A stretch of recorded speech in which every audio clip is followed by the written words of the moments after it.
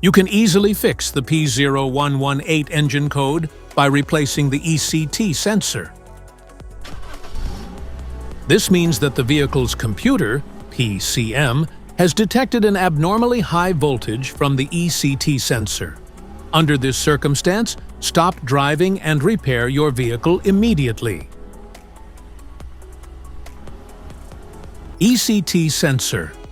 The ECT sensor, or the Engine Coolant Temperature sensor, is an engine management system sensor that is used to monitor the temperature of the engine's coolant.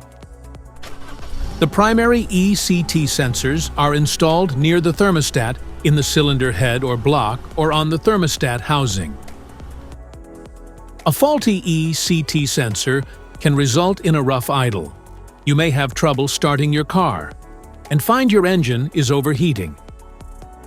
Here is one method to fix the ECT sensor. Replace ECT sensor. Remove the ECT sensor from the engine. Use a multimeter to proceed with a test on the ECT sensor at an ambient temperature of 68 degrees Fahrenheit.